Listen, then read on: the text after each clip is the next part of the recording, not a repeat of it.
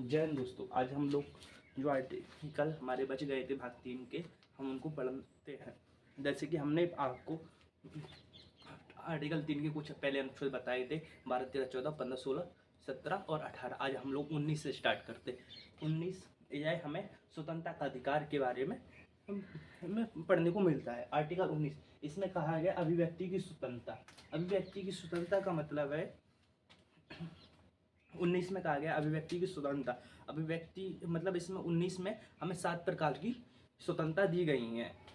कौन कौन सी स्वतंत्रता? जैसे पहला है अभिव्यक्ति की स्वतंत्रता, हमें पढ़ने को मिलता है अभिव्यक्ति की स्वतंत्रता। अभिव्यक्ति की स्वतंत्रता का मतलब है कि हम किसी के बोल सकते हैं, जिसको किसी को बुरा ना लगे हम ऐसे वर्ड बोल सकते हैं, किसी का मान हानि ना हो हम ऐसे वर्ड बोल सकते हैं, हम अपना झंडा फहरा सकते हैं, हम प्रेस के सामने अपने बयान दे सकते हैं। यह हमें अभिव्यक्ति की स्वतंत्रता है। दूसरा हमें मिलता है बिना हथियार की सभा करने की स्वतंत्रता। हम बिना हथियार के कहीं भी सभा कर सकते हैं। जैसे हम बंदूक, तलवार, कोई भी हथियार लेके सभा नहीं कर सकते। ठीक है। तीसरे नंबर पे हम संगठन बना सकते हैं, मतलब हमें अगर कोई अपनी पार्टी बनानी है तो हम अपनी पार्टी बना सकते हैं, यह हमारी स्वतंत्रता है। इस पे और चौथे नंबर पे आता है बिना रोक टोक के हम कहीं घूम सकते हैं। हम कहीं घूम सकते हैं रोक टोक के बिना। लेकिन इसमें थोड़ा सा अंतर है, मतलब जहाँ सैन्य विभाग नहीं है, जो सरकार के अंडर आते हैं, जैसे गुप्त एजेंसियाँ हुई, हम उसमें नहीं जा सकते। वहाँ कहीं जैसे जम्मू कश्मीर हम घूमने के लिए जा सकते हैं, वैष्णो देवी घूमने के लिए जा सकते हैं, मैयर घूमने के लिए जा सकते हैं। ऐसे आसपास के एरिया है हम जो मतलब पर्यटक स्थल के लिए हैं, हम वहाँ पर घूमने के लिए जा सकते हैं। हम अभिव्यक्ति की स्वतंत्रता है हमारे लिए। ठीक है। भारत में कहीं बस सकते हैं, भारत में हम कहीं बस सकते हैं। बसने की स्वतंत्रता मतलब हम भारत में कहीं भी रह सकते हैं। जैसे हम चाहें हमें महाराष्ट्र में जाके रहना है तो हम महाराष्ट्र में जाके रह सकते हैं। कोई महाराष्ट्र वाला बोले हमें झांसी या यूपी में आके रहना है तो वो रह सकता है। कोई एमपी का चाहे कि हमें लखनऊ आके बसना है तो वो लखनऊ जा सकते, लखनऊ वाला चाहे कि हमें भोपाल बसना है। तो मतलब इसमें ये कहा गया कि हाँ, भारत का इंसान कहीं भी जाके कहीं भी बस सकता है भारत के अंदर। इसमें कहा है संपत्ति का अधिकार।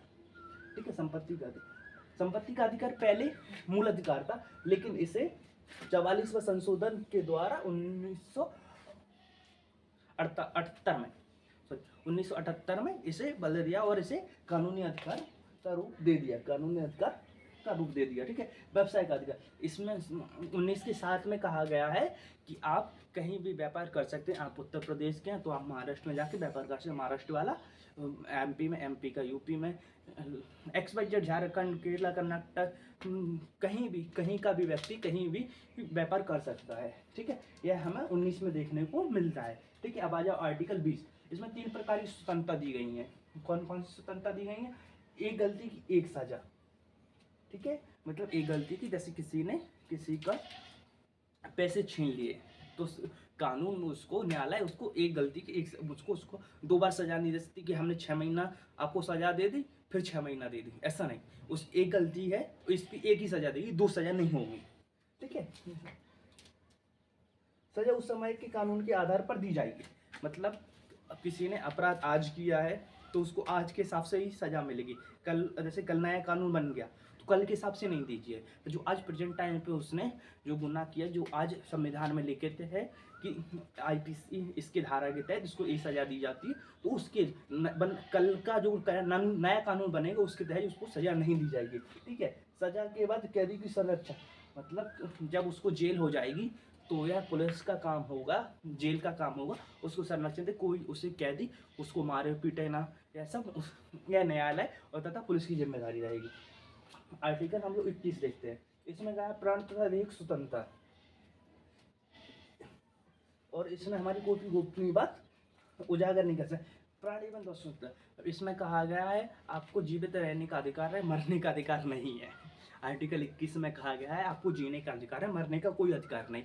इसी के आधार पर आर्टिकल 21 के आधार पर ही आपका पुलिस चालान भी काटती है। जैसे आपकी गाड़ी का प्रदूषण नहीं है, जैसे आपकी गाड़ी धुआं दे रही है तो आपकी गाड़ी धुआं दे रही है, ठीक है, ये आपका है, लेकिन आपकी गाड़ी से धुआं के बदले किसी को बीमारी हो रही है, एक तो उसके मौलिक अधिकार का हनन है ना।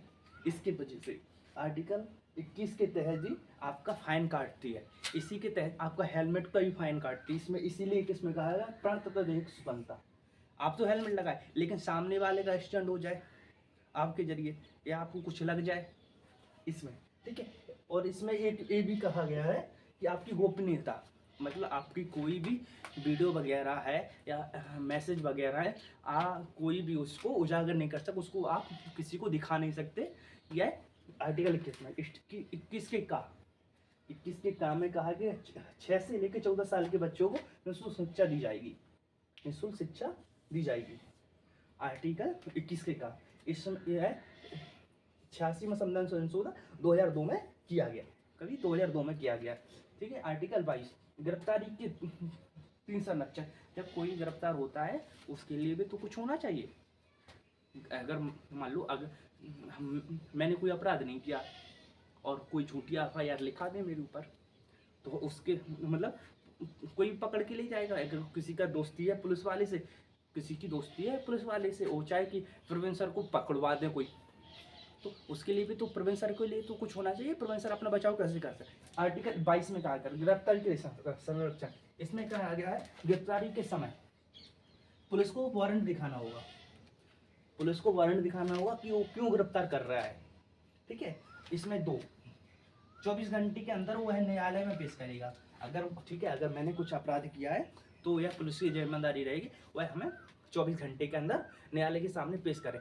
लेकिन पुलिस वाले इसमें चालाकी क्या करते हैं, वो न्यायालय के को 48 घंटे आपको रख लें, को 72 घंटे रख लें, को यह बोल देते हैं कि पुलिस फंड में पेट्रोल के लिए पैसा नहीं था, मेरी गाड़ी पंचर हो गई थी। लेकिन अगर इसमें क्या हो जाता है, आपको सैटरडे को उन्होंने गिरफ्तार किया तो संडे को तो कोर्ट बंद रहता है, रविवार